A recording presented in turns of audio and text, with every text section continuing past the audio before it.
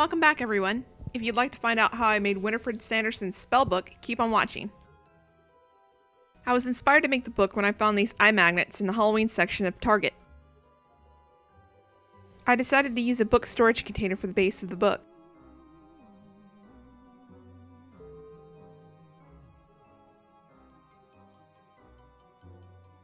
Before I started the base of the book, I needed to sculpt all the metal pieces so that I could mold and run them in resin. The molding and curing time would allow me to work on the rest of the book. I'm using my trusty Plasticine clay to sculpt all the decorative pieces.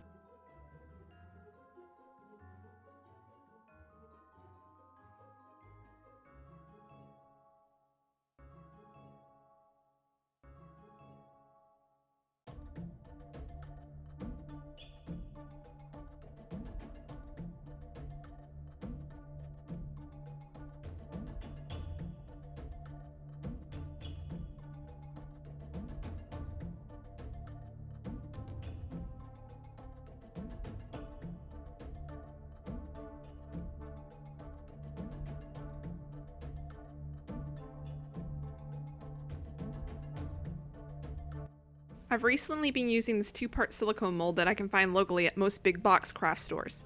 It's nice to have in a pinch when I don't want to wait on shipping for Smooth On and I can use a coupon. I create walls out of leftover clay directly onto my work table and pour in the mold mixture.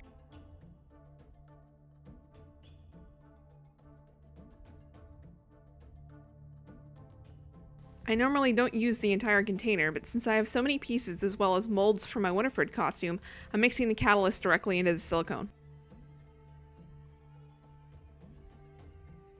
This takes anywhere from 2 to 8 hours to dry, depending on the thickness of your mold.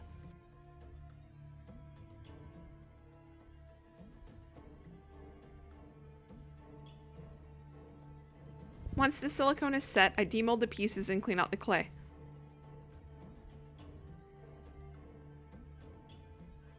"10-minute set resin is my typical go-to for casting pretty much anything. This solution is 50-50 and easy to use and to find in most craft stores. You mix equal parts of the resin and stir until it's semi-clear.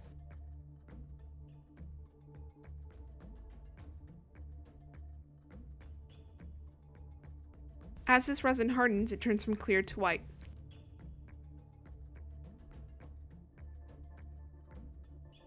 Once all the pieces have hardened, I demold them and set them aside to paint later.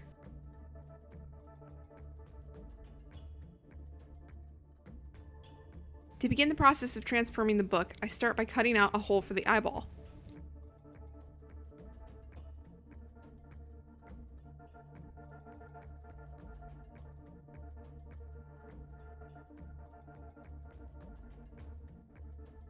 I initially wanted a full functioning puppet, but time and lack of skill in the fine art of puppetry bested me. After hours of trying to figure out how to make the eyelids move, I ended up with just the eyeball movement. Sometimes you have to take what you can get, but I'm going to call this a work in progress and I can easily still access the eye parts. Ideally, I'd love to add servos and have the eye movement through a flick of a switch. I ended up adding 2 eyelids made from vinyl and a simple magnet system behind the eye. Using a metal bracket and a rare earth magnet, I can make the eye move around in the socket.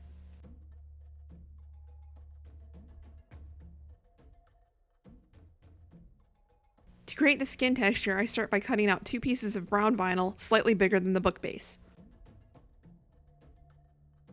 I was going to initially use leather, but wanted to give you all a cheaper option as well as a vegan one, though leather would be perfect for this project.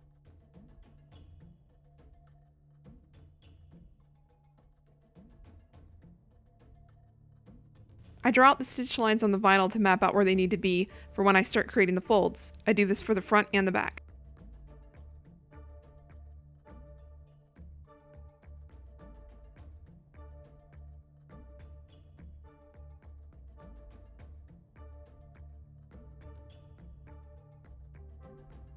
Before gluing down the vinyl, I cut out a hole for the eye and start gluing from there.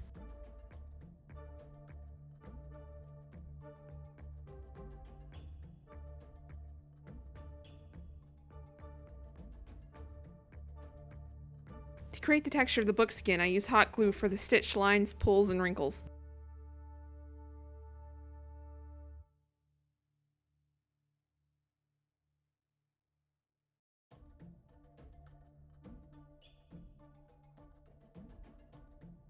While the glue is still hot, I scrunch up the vinyl to create raised and stretched textures.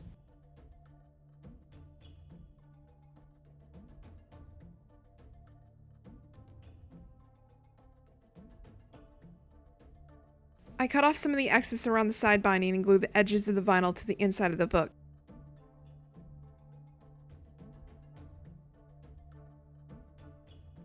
I ended up not covering the binding of the book due to the fact I liked the texture it already had, and the long snake ornament piece would be covering the seam. I'll be covering up the inside of the front cover at the very end to finish the edges. And of course, I repeat the front gluing process on the back.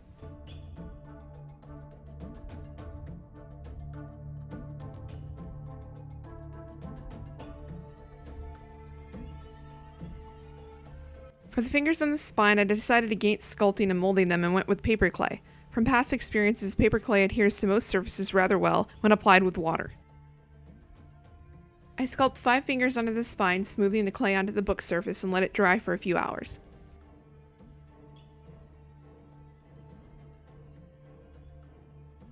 Time to paint. I'm using a mixture of brown, yellow, orange, red, peach, and black to create a build-up of dried flesh tones. This is a layering process to add shadows, highlights, and fleshy texture. I build up the color and occasionally blot some of the paint off until I'm satisfied with the look.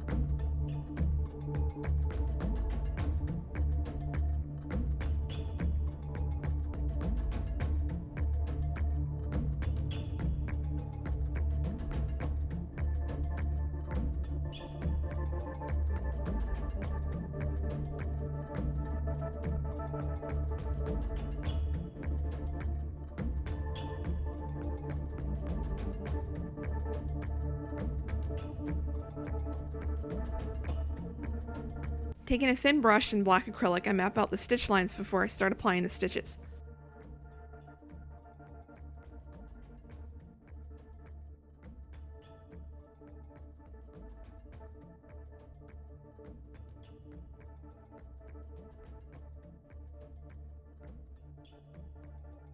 I'm using jute cording I had on hand for the stitches, as it looks like dried, coarse human hair, nothing but the finest for Winnie.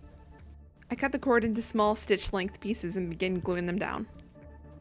Not going to lie, this took a few hours to do the front, back, and the spine, but I love how it came out and I love how the cording looks.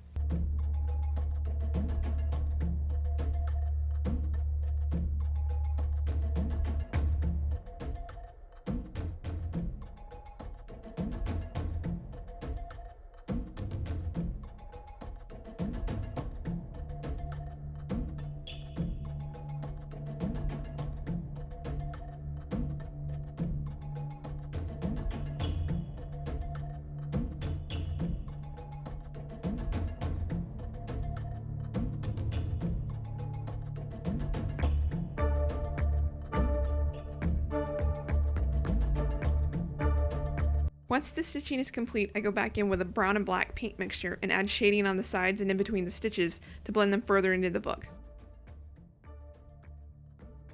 After all the paint is dry, it's time to add the finishing details.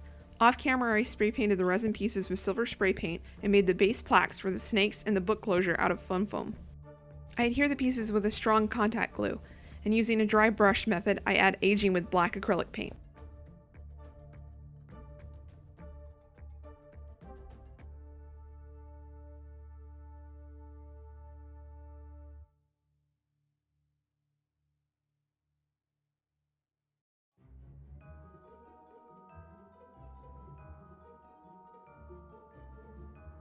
I glue down an amber-colored acrylic gemstone in the front closure, as well as adding a rare earth magnet to the resin piece in the inside of the front cover. I finished the book off by adding a piece of glued down material to the inside cover to clean things up, as well as a strand of green LEDs to the inside box. And with that, I'm ready to put a spell on you this Halloween.